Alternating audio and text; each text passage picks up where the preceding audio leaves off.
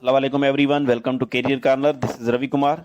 हिन लेक्चर में असांजो टॉपिक आहे क्यूब्स एंड क्यूब रूट्स। सभिनी खां पहिरियां असां क्यूब खे कैटेगरी वाइज़ पढ़ंदासीं त जीअं सम्झण में आसानी थिए। त कैटेगरी ए में असां पढ़ंदासीं क्यूब ऑफ इंटीजर्स। सवाल आहे find the cube of 4 and -3।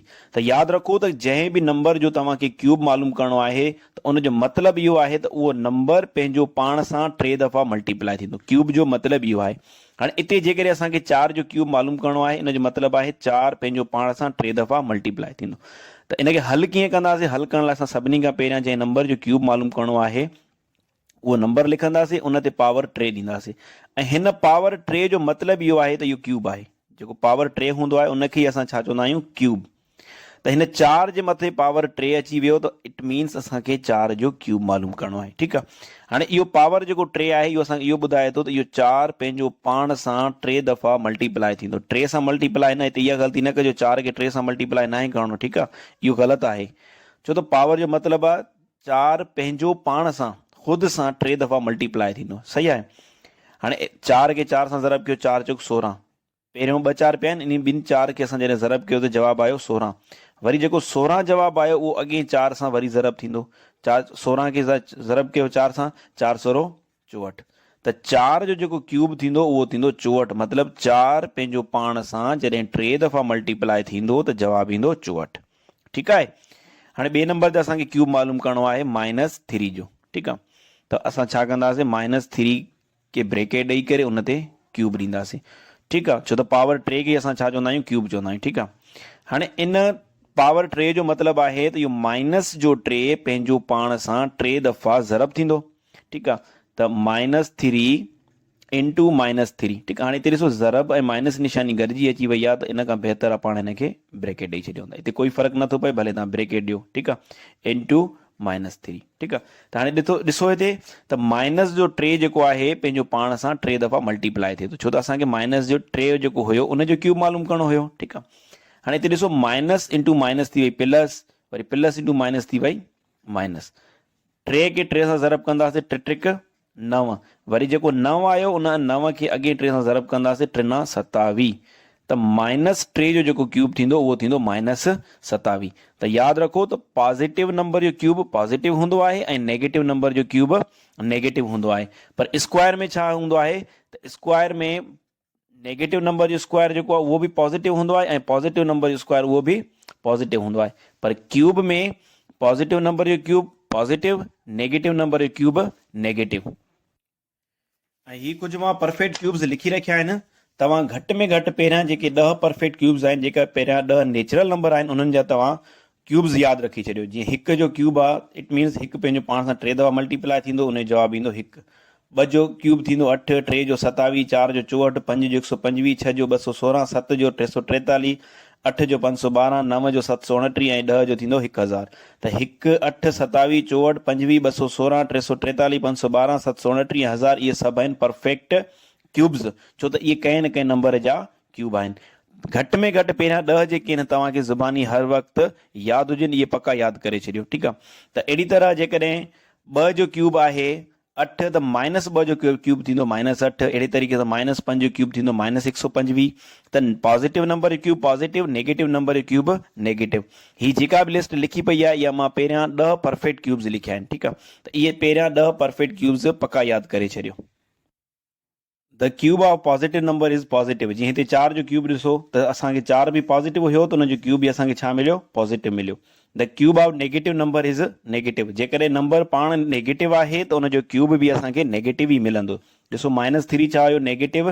त उनजो क्यूब बि असांखे छा मिलियो? नेगेटिव मिलियो। The cube of even is even. 21 अदद हूंदो, सॉरी ॿधी अदद हूंदो त उनजो क्यूब बि ॿधी हूंदो। मिसाल तौरु 2 जो क्यूब जेको आहे 2 जो क्यूब आहे 8। हाणे 2 पाण बि ॿधी आहे त उनजो क्यूब बि छा हूंदो?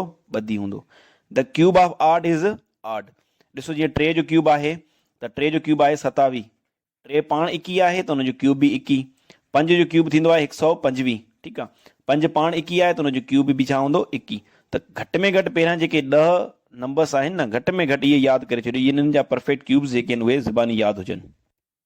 कैटेगरी बी में असां फ्रैक्शन जो क्यूब मालूम करणु सिखंदासीं। मतिलबु जॾहिं हिकु न्यूमिनेटर बि हुजे ऐं डिनोमिनेटर बि हुजे, उन जो क्यूब कीअं मालूम थींदो आहे। ठीकु आहे। हाणे हिते फाइंड द क्यूब ऑफ 2/3। याद रखो त जॾहिं फ्रैक्शन आहे त इन जो मतिलबु साॻियो ई आहे त इहो फ्रैक्शन पंहिंजो पाण सां 3 दफ़ा मल्टीप्लाई थींदी, पर कंदासीं कीअं, 2/3 लिखंदासीं पर हिते ब्रेकेट ॾींदासीं, ठीकु आहे, ब्रेकेट ॾेई करे असां होल क्यूब ॾींदासीं, ठीकु आहे। हाणे इहो जेको होल क्यूब आहे इन जो मतिलबु आहे त ब्रेकेट अंदरि जेका इहा फ्रैक्शन पई आहे 2/3, इहो 2/3 पंहिंजो पाण सां 3 दफ़ा मल्टीप्लाई थींदो, मतिलबु न्यूमिरेटर बि पंहिंजो पाण सां 3 दफ़ा मल्टीप्लाई थींदो ऐं डिनोमिनेटर बि पंहिंजो पाण सां 3 दफ़ा मल्टीप्लाई, ठीकु आहे। हाणे न्यूमिरेटर पाण में ज़रब कयो, 1 ॾूर 2 ॾूर 4 ॿ चौंक 8, त 2 जो क्यूब जेको आहे उहो 8 मिलियो, वरी 3 खे पंहिंजो पाण सां 3 दफ़ा ज़रब कंदासीं, 3 × 9 9 3 27, त 2/3 जो जेको क्यूब थींदो उहो थींदो 8/27, मतिलबु न्यूमिरेटर जो अलॻि क्यूब मालूम करणो आहे ऐं डिनोमिनेटर जो अलॻि, ठीकु आहे। पर जेकॾहिं मिक्स्ड फ्रैक्शन आहे त सभिनी खां पहिरियां असां छा कंदासीं, मिक्स्ड फ्रैक्शन खे इम्प्रॉपर फ्रैक्शन में कन्वर्ट कंदासीं। 1 चौक 4 4 1 5 5/4, ठीकु आहे। त 5/4 इन ते आहे क्यूब, त इन जो मतिलबु आहे त 5/4 पंहिंजो पाण सां 3 दफ़ा मल्टीप्लाई थींदो, ठीकु आहे। हाणे न्यूमिरेटर मथियां जेके आहिनि उहे पाण में मल्टीप्लाई कयो, 5 5 25, 25 खे 5 सां ज़रब कंदासीं, जवाबु ईंदो 125, ठीकु आहे। 4 चौक 16 4 16 64, त हिन फ्रैक्शन जो जेको क्यूब असां फाइंड कयोसीं उहो असांखे ही मिलियो आहे, ठीकु आहे। त जॾहिं मिक्स्ड फ्रैक्शन में हुजे उनजो तव्हांखे क्यूब मालूम करणो आहे या स्क्वायर मालूम करणो आहे त सभिनी खां पहिरियां उनखे इम्प्रॉपर फ्रैक्शन में कन्वर्ट कंदव, उन खां पोइ उनजो क्यूब या स्क्वायर मालूम करे सघो था। कैटेगरी सी में असां डेसिमल जो क्यूब मालूम करणु सिखंदासीं, फाइंड द क्यूब ऑफ 1.2, ठीकु आहे। सभिनी खां पहिरियां असां 1.2 खे जेको आहे क्यूब ॾींदासीं, ठीकु आहे। उन खां पोइ असां छा कंदासीं, हिन डेसिमल खे असां पहिरियां फ्रैक्शन में कन्वर्ट कंदासीं, ठीकु आहे। त फ्रैक्शन में असां कीअं कन्वर्ट कंदा आहियूं, असां सम्झंदा आहियूं त हीउ पॉइंट न आहे, इहो लिखियो पियो आहे 12, ठीकु आहे, ऐं इन जापान में 1 हूंदो आहे, ठीकु। पॉइंट खां पोइ 1 डिजिट आहे त असां हिते 1 0 ॾिनोसीं, ठीकु आहे। हाणे इहो नंबर थी वियो 12/10, मतिलबु फ्रैक्शन जीअं असां हिते क्यूब मालूम कयो बिल्कुलु साॻी तरीक़े सां असां हिते क्यूब मालूम कंदासीं, मतिलबु 12/10 जेको आहे उहो पंहिंजो पाण सां 3 दफ़ा मल्टीप्लाई थींदो, ठीकु आहे। 12 खे 12 ज़रब कंदा जवाबु ईंदो 144, ऐं तव्हांखे मां अॻु में ई चयो त जेके स्क्वायर्स आहिनि उहे तव्हांखे पका यादि हुजनि, ठीकु आहे। उन खां पोइ असां 144 खे वरी 12 सां ज़रब कंदासीं, हिते 12 खे गॾिजी 4 सां ज़रब कयो, 4 × 48, 8 हिते 4 मथे, ठीकु आहे, वरी 4 × 48, 48 ऐं 4 थींदो 52, 2 हिते 5 मथे, 1 ॿार 12 ऐं 5 17, त इन जो जवाबु छा मिलियो असांखे 1728, माना 1728। 10 खे 10 सां ज़रब कंदासीं जवाबु ईंदो 100, 100 खे 10 सां ज़रब कंदासीं जवाबु ईंदो 1000, ठीकु आहे। हाणे हीउ जेको जवाबु मिलियो आहे इहो मिलियो आहे असांखे फ्रैक्शन में, छो त असांखे जेकॾहिं डेसिमल नंबर जो स्क्वायर मालूम करणो हुयो त असांखे जवाबु बि डेसिमल में लिखणो आहे। हाणे 1728/1000 लिखियो पियो, इनखे असां डेसिमल में कन्वर्ट कंदासीं, 3 0 आहिनि त 3 डिजिट छॾे करे असां पॉइंट ॾींदासीं, माना 1.728। जेकॾहिं 0.4 जो स्क्वायर क्यूब मालूम करणो आहे त उन लाइ छा कंदासीं, सभिनी खां पहिरियां असां 0.4 लिखंदासीं, उन ते असां क्यूब ॾींदासीं, ठीकु आहे। उन खां पोइ हिन डेसिमल खे असां फ्रैक्शन में कन्वर्ट कंदासीं, ठीकु आहे। फ्रैक्शन में कन्वर्ट करण लाइ छा कंदा आहियूं, सिर्फ़ु जेको नंबर आहे डेसिमल खे छॾे करे असां उहो लिखंदासीं ऐं 0 लिखण जी ज़रूरत न आहे, हिन जापान में ईंदो 100, ठीकु आहे। हाणे 4/100 जो असांखे जेको आहे क्यूब मालूम करणो आहे, इट मीन्स 4 जेको आहे, हाणे हिते डायरेक्ट मां लिखां थो 4 जो क्यूब जेको आहे उहो थींदो 64 ऐं 10 जो क्यूब थींदो 1000, ठीकु आहे। हाणे 64/1000 इनखे असां डेसिमल में कन्वर्ट करे रखंदासीं, 3 0 आहिनि त 3 डिजिट छॾे करे असां पॉइंट ॾींदासीं, 1 डिजिट त 4 आहे, ॿियो 6 आहे, त 3 डिजिट असां जेको आहे 0 ॾींदासीं, हिते पॉइंट, त 0.4 जो जेको क्यूब आहे उहो थींदो 0.06। तव्हां डेसिमल नंबर जो क्यूब हिन शॉर्ट मेथड सां मालूम करे सघो था, ठीकु आहे। उन लाइ सभिनी खां पहिरियां ॻाल्हि इहा यादि रखो त जेको बि नंबर परफेक्ट क्यूब हूंदो त उन जे डेसिमल पार्ट में, यानी कि पॉइंट खां पोइ या त 3 डिजिट्स थी सघनि था, या पॉइंट खां पोइ 6 डिजिट्स थी सघनि था, या 9 या 12। जेकॾहिं उन नंबर जे डेसिमल पार्ट में 1 डिजिट आहे त उन जे क्यूब में वरी जेके आहिनि 3 डिजिट्स हूंदा। जेकॾहिं उन नंबर जे डेसिमल पार्ट में 2 डिजिट्स आहिनि त उन जे क्यूब में वरी 6 डिजिट्स हूंदा। जेकॾहिं उन नंबर जे डेसिमल पार्ट में 3 डिजिट्स आहिनि त उन जे क्यूब में वरी 9 डिजिट्स हूंदा। मिसाल तौरु जेकॾहिं 0.4 आहे, ठीकु आहे, ऐं असांखे 0.4 जो क्यूब मालूम करणो आहे त यादि रखो त 0.4 त हिन नंबर जे डेसिमल पार्ट में सिर्फ़ु 1 डिजिट आहे, ठीकु, डेसिमल पार्ट में 1 डिजिट आहे, त इन जो जेको क्यूब हूंदो उन जे डेसिमल पार्ट में वरी 3 डिजिट्स हूंदा, ठीकु आहे। त इन लाइ तव्हां सभिनी खां पहिरियां छा कंदव, तव्हां सिर्फ़ु हिन 4 जो क्यूब मालूम कयो। 4 जो क्यूब छा थींदो आहे 64, ठीक है, 4 जो क्यूब असांखे मिलियो 64। हाणे ॾिसो हिते हिकु डिजिट आहे त हिन जे क्यूब में 3 डिजिट्स हुजणु खपनि, पर हिते त असांखे मिलिया आहिनि 2 डिजिट। असां हिकिड़ो छा कंदासीं, 0 ॾेई करे असां पॉइंट ॾींदासीं, त 0.4 जो क्यूब थींदो 0.064। फॉर एग्जाम्पल जेकॾहिं 0.3 जो क्यूब मालूम करणो आहे, ठीकु आहे, 0.3 जो, त यादि रखो त जेकॾहिं इते नंबर जे डेसिमल पार्ट में हिकु डिजिट आहे त इन जे क्यूब में डेसिमल पार्ट में 3 डिजिट्स हूंदा, ठीकु आहे। त इन लाइ छा कंदासीं, सभिनी खां पहिरियां 3 जो क्यूब, त 3 जो क्यूब थींदो आहे 27, ठीकु आहे। हाणे 2 डिजिट्स थी विया न, हिकिड़ो असां 0 ॾेई छॾंदासीं, त हिन जो क्यूब थींदो 0.027। जेकॾहिं 0.2 जो क्यूब मालूम करणो आहे त हिते ॾिसो डेसिमल पार्ट में हिकिड़ो डिजिट आहे त इन जी क्यूब में डेसिमल पार्ट में 3 डिजिट्स हूंदा, ठीकु आहे। त सभिनी खां पहिरियां 2 जो क्यूब मालूम कयो, 2 जो क्यूब थींदो आहे 8, हिकु डिजिट 8 थी वियो, 2 जेके न असां ज़ीरोज़ ॾींदासीं, त इन जो जवाबु थींदो 0.008, ठीकु आहे।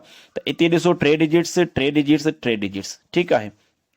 अच्छा, जेकॾहिं नंबर आहे 1.2 आहे, ठीकु आहे, हिन जो जेकॾहिं असांखे क्यूब मालूम करणो आहे त छा थींदो, सभिनी खां पहिरियां तव्हां इहो ज़हन में रखो त हिते जेकॾहिं हिकु डिजिट आहे त हिन जे क्यूब में 3 डिजिट्स हूंदा, ठीकु आहे। त सभिनी खां पहिरियां तव्हां छा कंदो, 12 जो क्यूब मालूम करे छॾियो। तव्हां 12 जो क्यूब केतिरो हूंदो आहे असां पहिरियों मालूम कयो, हाणे अञा 1728, ठीकु आहे। हाणे हिते ॾिसो पॉइंट खां पोइ हिकु डिजिट आहे त हिते पॉइंट खां पोइ 3 डिजिट्स हूंदा, माना 1 2 3 डिजिट सॾे करे असां जेको आहे पॉइंट ॾेई सघूं था। अच्छा, जेकॾहिं नंबर आहे 0.05 क्यूब, ठीकु आहे। हाणे हिते ॾिसो हिते नंबर जे डेसिमल पार्ट में 2 डिजिट्स आहिनि, त इन जो जेको क्यूब हूंदो उन जे डेसिमल पार्ट में वरी 6 डिजिट्स हूंदा। ॾिसो जेकॾहिं नंबर पाण जेको आहे उन जे डेसिमल पार्ट में 2 डिजिट्स आहिनि त उन जे वरी क्यूब में जेके आहिनि 6 डिजिट्स हूंदा। पोइ हिते असां छा कंदासीं, हिते असां पहिरियां 5 जो क्यूब मालूम कंदासीं, 5 जो क्यूब थींदो 125, ठीकु आहे। त हिन जे क्यूब में डेसिमल पार्ट में 6 डिजिट्स हुजणु खपनि, 3 डिजिट्स थी विया, 3 असां जेके आहिनि 0 ॾेई सघूं था, ठीकु आहे। उन खां पोइ पॉइंट 0.00015। जेकॾहिं 0.04 जो क्यूब मालूम करणो आहे त हिते ॾिसो पॉइंट खां पोइ 2 डिजिट्स, त इन जो जेको क्यूब हूंदो उन जे पॉइंट खां पोइ 6 डिजिट्स हूंदा, ठीकु आहे। त सभिनी खां पहिरियां 4 जो क्यूब लिखो, 4 जो क्यूब थींदो 64, ठीकु आहे। 2 डिजिट्स थी विया, केतिरा डिजिट्स हुजणु खपनि, 6 डिजिट्स हुजणु खपनि, त 1 2 3 4 0 ॾींदासीं, हिते असां पॉइंट ॾींदासीं। अहिड़ी तरह 0.003 जो क्यूब छा थियणु खपे, ठीकु आहे। पहिरियों तव्हां 3 जो क्यूब मालूम कयो, 3 जो क्यूब थींदो आहे 9, ठीकु आहे। हाणे हिते ॾिसो पॉइंट खां पोइ घणा डिजिट्स आहिनि, 3, त हिते जेकॾहिं पॉइंट खां पोइ 3 डिजिट्स आहिनि त इन जो जेको क्यूब हूंदो उन जी पॉइंट खां पोइ 9 डिजिट्स हुजणु खपनि। हिकु हे पाण पियो आहे 8 0 ॾींदासीं, 1 2 3 4 5 6 7 8, हिते ईंदी पॉइंट। हाणे पॉइंट खां पोइ केतिरा डिजिट्स आहिनि, 9 डिजिट्स आहिनि, ठीकु आहे। त यादि रखो त जेको नंबर परफेक्ट क्यूब हूंदो आहे उन जी डेसिमल पार्ट में 3 6 9 या 12 3 जो मल्टीपल हूंदो, एतिरा डिजिट्स थी सघनि था। उन खां पोइ असीं पढ़ंदासीं क्यूब रूट, ठीकु आहे। 2 जो क्यूब छा थींदो आहे, 2 जो क्यूब थींदो आहे 8। जेकॾहिं 2 जो क्यूब आहे 8, मतिलबु 2 खे असां पंहिंजो पाण सां 3 दफ़ा मल्टीप्लाए कयो त असांखे मिलियो 8। जेकॾहिं 2 जो क्यूब आहे 8 त 8 जो वरी 2 छा थींदो, 8 जो वरी 2 थींदो क्यूब रूट।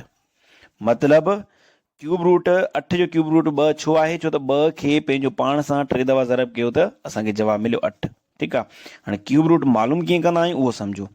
मिसाल तौरु जेकॾहिं असांखे 27 जो क्यूब रूट मालूम करणो आहे त सभिनी खां पहिरियां असां छा कंदासीं, 27 ते रेडिकल साइन ॾींदासीं ऐं हिते असां इंडेक्स ॾींदासीं 3। हिन इंडेक्स 3 जो मतिलबु इहो आहे त असां हिन 27 जो क्यूब रूट मालूम कयूं था, ठीकु आहे। स्क्वायर रूट लाइ असां हिते कोई बि नंबर न ॾींदा आहियूं, त उन जो मक़सदु आहे हिते 2 हूंदो आहे, ठीकु आहे। इंडेक्स कुझु बि न आहे त माना इंडेक्स 2 आहे।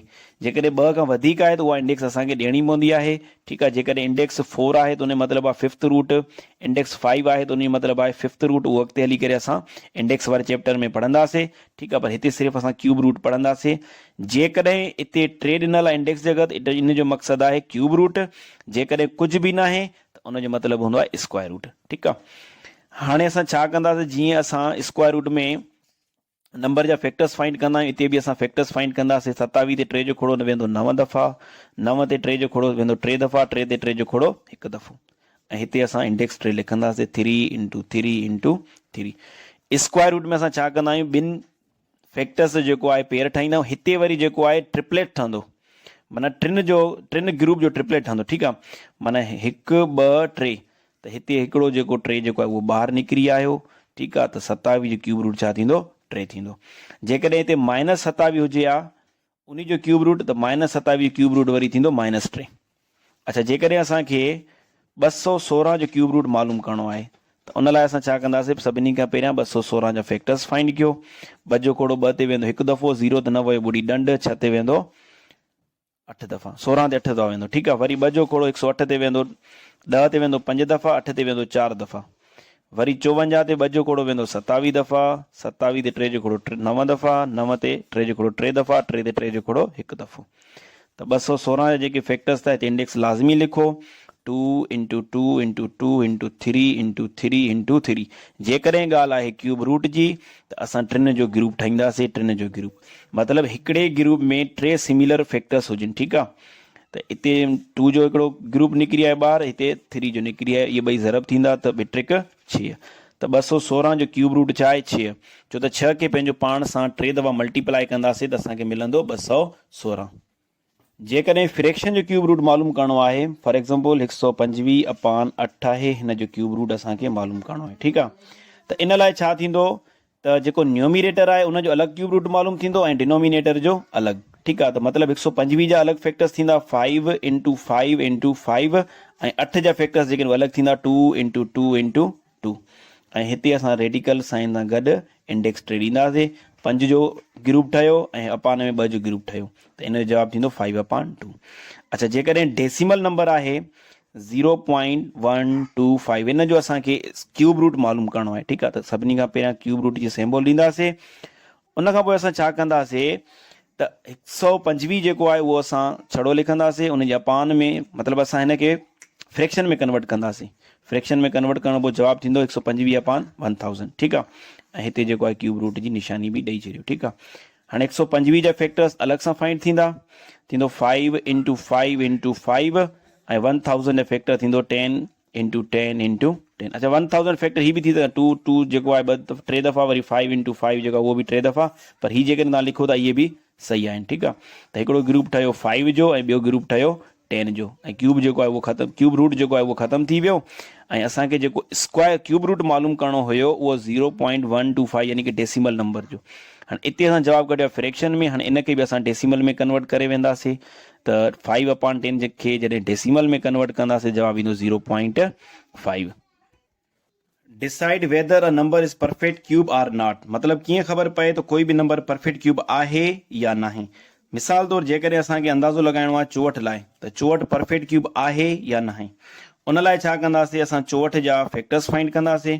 ॿधी नंबर आहे त 2 जो खोड़ो वेंदो 32 दफ़ा, वरी 2 जो खोड़ो वेंदो 16 दफ़ा, वरी 2 जो खोड़ो वेंदो 8 दफ़ा, 8 ते 2 जो खोड़ो वेंदो 4 दफ़ा, 4 ते 2 जो खोड़ो 2 दफ़ा ऐं 2 ते 2 जो खोड़ो 1 दफ़ो।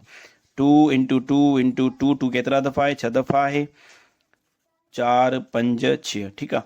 3 सिमिलर फैक्टर्स जॾहिं ट्रिपलेट ठहे थो, हिकिड़ो ट्रिपलेट ही ठही वियो, हिकिड़ो ट्रिपलेट, ट्रिपलेट मीन्स 3 फैक्टर्स हुजनि। ठीकु आहे।